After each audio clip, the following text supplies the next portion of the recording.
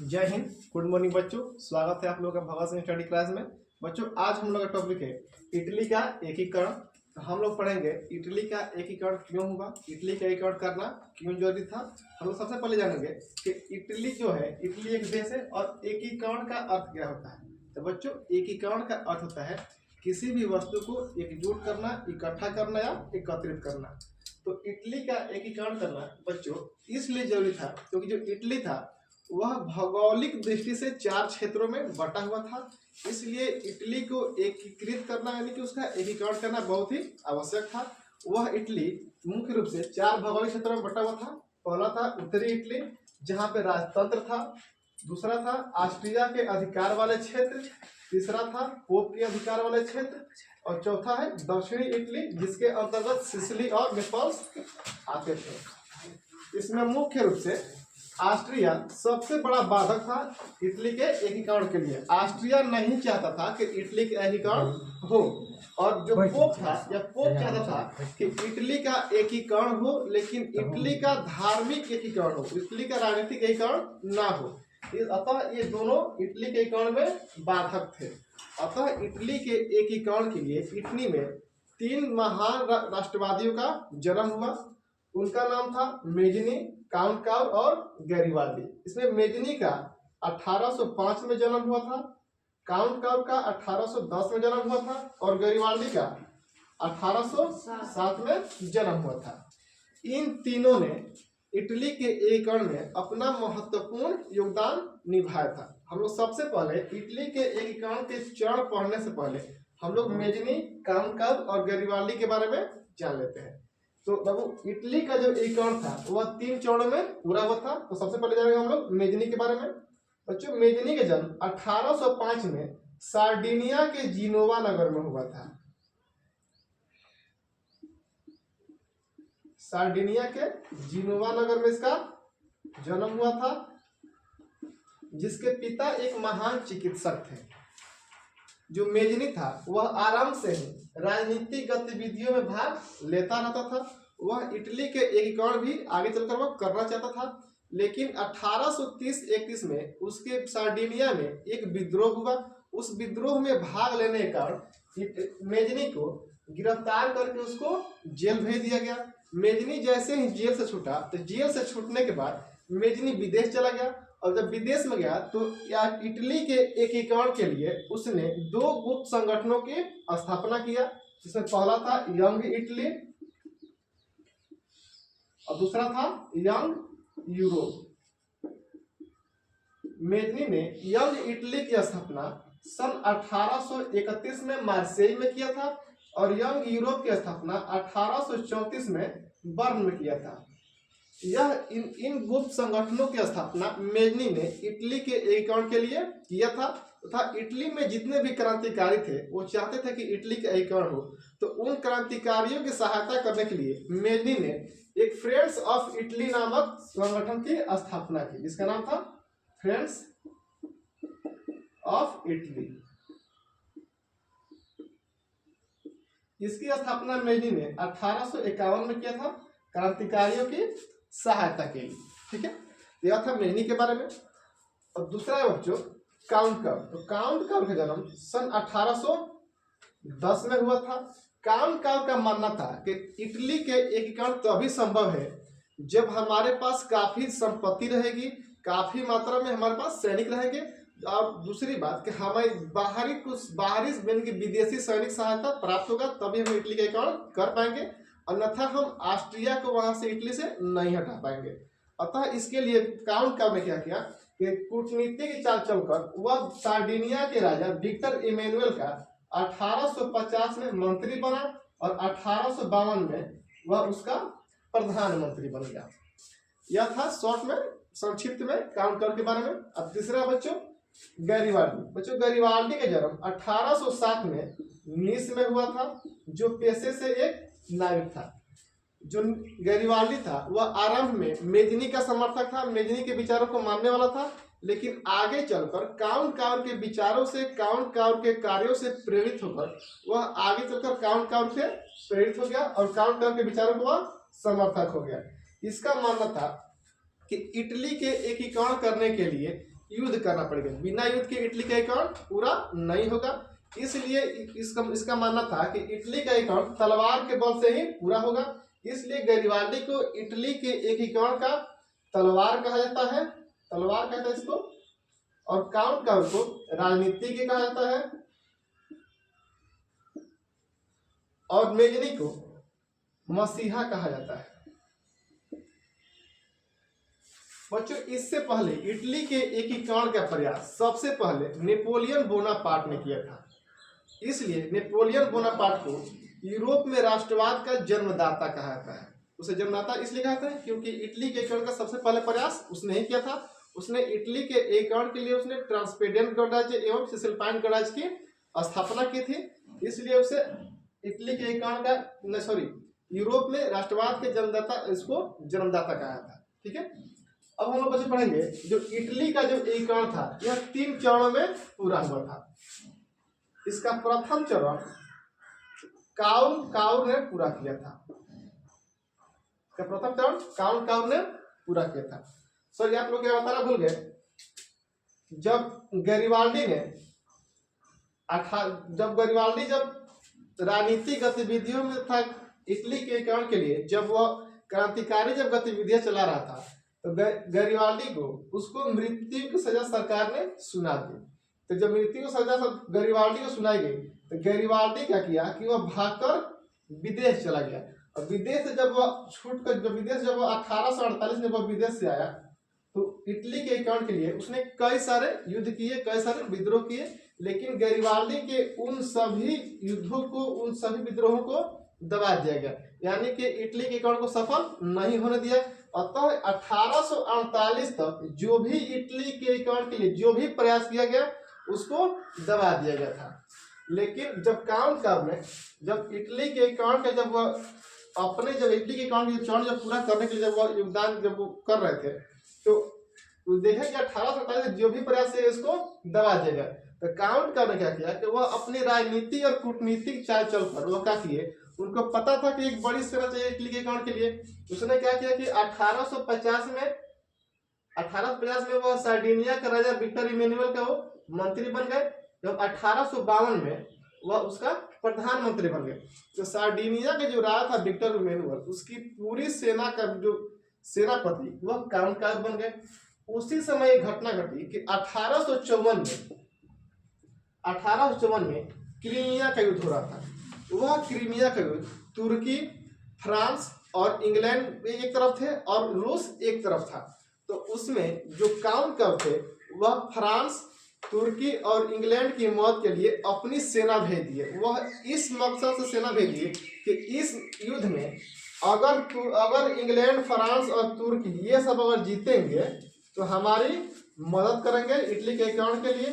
इस मकसद से अपनी सेना इनकी सहायता के लिए भेज दिया। उस 1854 में जो क्रीमिया का युद्ध हो रहा था, इस युद्ध में रूस बुरी तरह से पराजित हो गया। अतः इस युद्ध के खत्म होने के बाद पेरिस में एक शांति सम्मेलन बुलाया गया। उस शांति सम्मेलन में काउंट काउर को भी बुलाया गया। अतः काउंट काउर सोचा कि इस शांति सम्मेलन में हम इटली के एकीकरण का हम प्रस्ताव रखेंगे, जो भी समस्याओं पर रखेंगे ताकि वो लोग हमारी मदद करेंगे। काउंट काउर थे पेरिस शांति सम्मेलन में गए और इटली के एकीकरण जो भी समस्याएं थी ऑस्ट्रिया को लेकर उन्होंने अपनी समस्याएं वहां पर रखा। लेकिन पेरिस शांति सम्मेलन में उनकी समस्याओं को नजरअंदाज कर दिया गया, उनकी कोई मदद नहीं किया गया। अतः काउंट थे निराश होकर वहां पेरिस शांति सम्मेलन से चले आए, लेकिन वो अपना इटली के एकीकरण के लिए प्रयास नहीं छोड़े। उसके बाद वह कूटनीति चाल चलने लगे। उन्होंने सोचा कि अब इसके लिए हमें कूटनीति चाल चलेगा।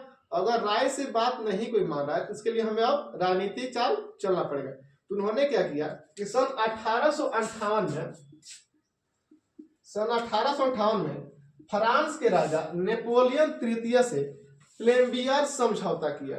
इस समझौता में काउंट ने फ्रांस के राजा को बोला कि अगर आप हमारी सहायता करते हो इटली के एकीकरण में, ऑस्ट्रिया को हटाने में, इटली से ऑस्ट्रिया को हटाने में आप हमारी सहायता करते हो, अगर इटली को हम पराजित कर देते हैं तो आपको हम नीस और सेवाएं आपको हम दे देंगे। यह इटली के दो क्षेत्र थे, नीस और सेवाएं। काउंट क्या बोले कि अगर हम ऑस्ट्रिया को हटाने में अगर सक्षम हो जाते हैं तो फ्रांस तुमको क्या दे देंगे, नीस और सेवाएं हम तुमको दे देंगे। काउंट काउर की बात फ्रांस मान गया और फ्रांस के जो राजा नेपोलियन तृतीय वह काउंट काउर का मत करने लगा। अतः फ्रांस की सहायता से काउंट काउर ने 1859 में ऑस्ट्रिया पर आक्रमण कर दिया और ऑस्ट्रिया पर आक्रमण करने के बाद वहां से ऑस्ट्रिया को वह बुरी तरह से पराजित कर दिया। ऑस्ट्रिया को वह इटली से भगा दिया। ऑस्ट्रिया को भगाने के बाद काउंट काउर ने लोम्बार्डी पर अपना अधिकार कर लिया।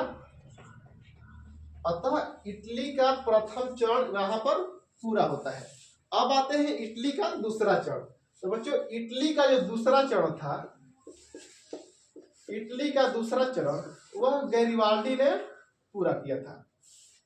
आपको पहले बता चुके गैरिबाल्डी का जन्म 1807 में हुआ था और नीस में हुआ था।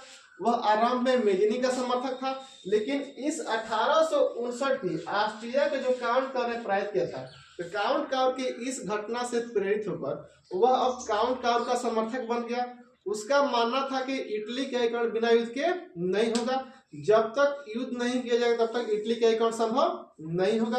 अतः उसने क्या किया, इटली के एकीकरण को संभव बनाने के लिए गैरिबाल्डी ने लाल कुर्ती का गठन किया। लाल कुर्ती का गठन किया। इस लाल कुर्ती संगठन में जितने भी युवा थे सभी युवाओं को भर्ती की गैरिबाल्डी ने इस लाल कुर्ती में और अपनी एक सेना बनाई। इस लाल कुर्ती की सेना की सहायता से एवं स्थानीय किसान एवं स्थानीय श्रमिकों की सहायता से अब वह पोप के अधिकार में क्षेत्र को आक्रमण कर दिया। इसमें वह दक्षिण का जब आक्रमण किया तो आक्रमण करने के बाद वह सिसिली पर अपना अधिकार कर लिया। सिसिली पर क्या कर लिया और सिसिली पर अधिकार करने के बाद विक्टर इमेनुअल की जगह पर सिसिली का जो खुद स्वयं राजा बन गया और सिसिली का संचालन वह स्वयं करने लगा। उसके बाद सिसिली के बाद वह नेपल्स पर आक्रमण करना चाहता था, लेकिन काउंट काउर ने उसको मना कर दिया। लेकिन नहीं, तुम वहां से अब आगे मत जाओ। काउंट काउर ने उसको इसलिए मना कर दिया क्योंकि सिसिली और नेपल्स के बीच, मान लीजिए सिसिली और नेपल्स के बीच में रोम पड़ता था और इस रोम में पोप रहता था और पोप के सुरक्षा के लिए फ्रांस ने अपनी सेना वहां पर तैनात किया हुआ था। अगर गैरिबाल्डी की सेना इस बीच से होते हुए जाती तो वहां पर फ्रांस की सेना के साथ उनको उलझना पड़ता, जो कि फ्रांस से भी दुश्मनी हुई थी। और काउंट काउर ने क्या किया था, काउंट काउर ने 1898 में फ्रांस से दोस्ती किया था। अगर गैरिबाल्डी की सेना रोम के बीच भी जाती तो फ्रांस की सेना साथ को लड़ना पड़ता, जिससे कि फ्रांस से उनको दुश्मनी हुई थी। इसलिए काउंट काउर ने गैरिबाल्डी को रोक दिया, तुम आगे नेपल्स पर आक्रमण करने के लिए मत जाओ। उसको रोकने के बाद काउंट काउर ने विक्टर इमेनुअल की जो सेना थी वह सार्डिनिया की सेना को काउंट काउर ने बोला कि तुम रोम के बाहर जाओ और बाहर जाकर नेपल्स पर आक्रमण करो। अतः काउंट काउर जो सार्डिनिया की सेना भेजा वह सार्डिनिया की सेना रोम के बाहर गई और नेपल्स पर आक्रमण कर दिया और आक्रमण करने के बाद नेपल्स अपना अधिकार कर लिया। अतः सिसिली और नेपल्स इन दोनों पर अधिकार हो जाने के बाद सिसिली और नेपल्स को इटली में मिला लिया गया, यानी कि सार्डिनिया पीडमोंट में मिला लिया गया और उस सार्डिनिया पीडमोंट का नाम बदलकर इटली रख दिया गया। उसका पूरा संयुक्त नाम हो गया इटली। अब इसके यहां से अब दूसरा चरण पूरा होता है। इसके बाद आता है इटली के एकीकरण का तीसरा चरण।